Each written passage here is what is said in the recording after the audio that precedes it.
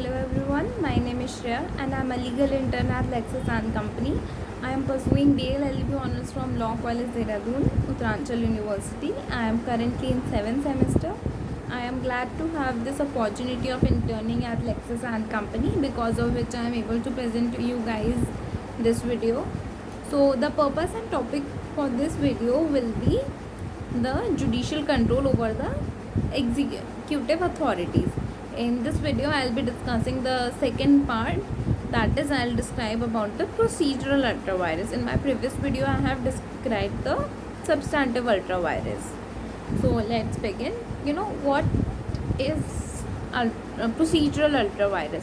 When a subordinate legislation fails to comply with the procedural requirements which are prescribed by the Parent Act or by a general law, it is said to be as the procedural ultravirus when there is a failure to comply with the procedural requirements by the delegated legislature.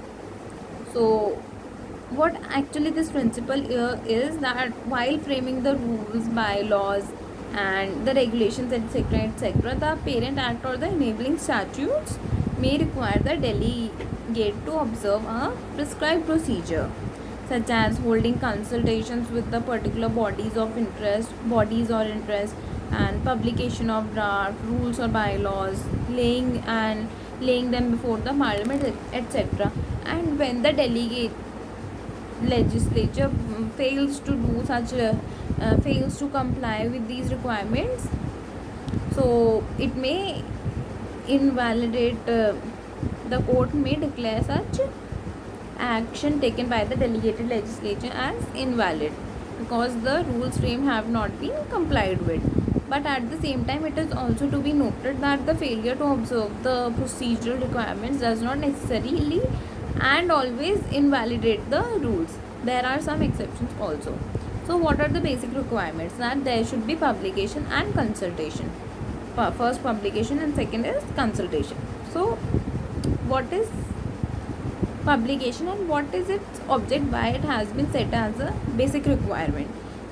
As we have studied that it is a fundamental principle of law that ignorance of law is no excuse, but there is also another equally established principle of law, that the public must have access to the law and they should be given an opportunity to know the law. They both conflict, however they both are present in the legal field. So the very justification for that basic maxim is that the whole of our laws, written or unwritten, is accessible to the public. When there is a conflict, therefore we look forward to resolve this conflict by proper publication of these laws. That is, the law should be well aware by the people and they should be published very well in the official gazettes and the newspapers and the other stuff through which the people will be aware of such laws. So therefore the publication becomes necessary, because they have a right to know about their laws, and we cannot just have them we cannot just punish them on the basis that you have not published any new law or any amendment which has recently took place, and you just punish them that we have enacted this person. It is on you. That excuse of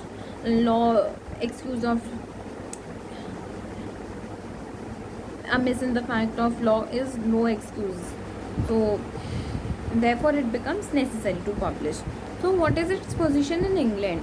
In England, what happens that by the Rules Publication Act of 1893, certain provisions were made for the giving of notice and inviting representatives from the interested public bodies. So under the Statutory Instruments Act of 1946, certain provisions were made with the view to ensure that the public would be aware of the delegated legislature, so that there is no such condition which can arise as ignorance of law is no excuse. But what happens in India is that, unlike in England and in the US, there is no such statutory provisions requiring the publication of the delegated legislation, yet the courts in India have treated some sort of publication of delegated legislation as an essential requirement for its validity. We have seen this, that all the laws or the any amendment which take place in India, they are all published in the official gazette. So what are the case laws for it? So in the case of State of Maharashtra versus Mayor Hans George, a notification dated 8 November 1962 was published in the Gazette of India on 24th November 1962, prohibiting import of gold in India except on certain conditions.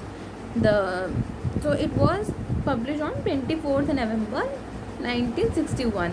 However, there was a respondent which has left Zurich on 27th November 1961, carrying gold with him, and was arrested at the Bombay airport on 28th November. He had left Zurich on 27 and he was arrested on 28th November. So he persuaded that his ignorance of the notification was because he had left the other country and he was in other country and he could not be notified for the same.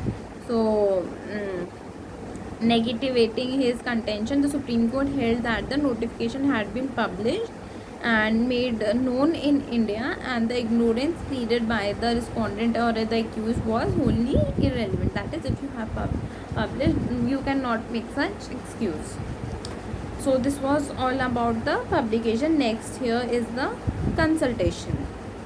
So the term consult implies a conference of two or more persons or an impact, or those person on whom such impact is to be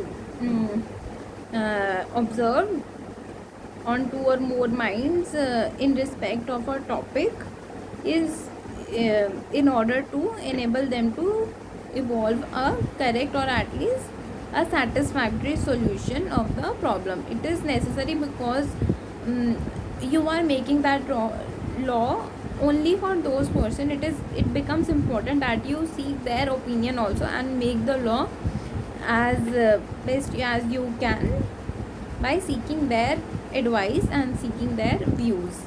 So it is a process which requires meeting of the minds between the parties to consultation on material facts and to come to the right conclusion. So I have told you the object basically behind this, but to get more specific, this becomes an important measure to check and control the exercise of legislative power by the executive, through the technique of consultation, which affects the through which the effective interests may participate in the rule making process. So this modus operandi is regarded as a valuable safeguard against the misuse of legislative power by the executive authority. That is, again, it has the same objective to prevent the misuse of the powers by the executive authorities. So what happens? What is the effect? What happens in India is that the provisions regarding consultation were held to be directory in some cases. Thus in J.B. Ibrahim versus RTA, the consultation with the municipality was required to be made by the transport authority before certain routes for public buses were fixed. So you have to seek permission from them, from the municipality. So the Supreme Court had held it to be merely directory. It was not substantive.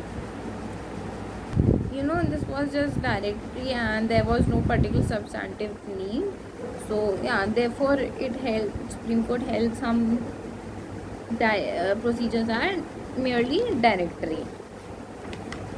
So yeah, and there was this case in England that in Rollo versus Minister of Town and Country Planning, where the holding of consultation as an important statutory obligation was observed.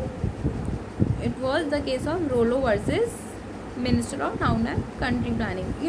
Basically it becomes just very important to have the consultation to have the consultation from the public for which such laws are to be made.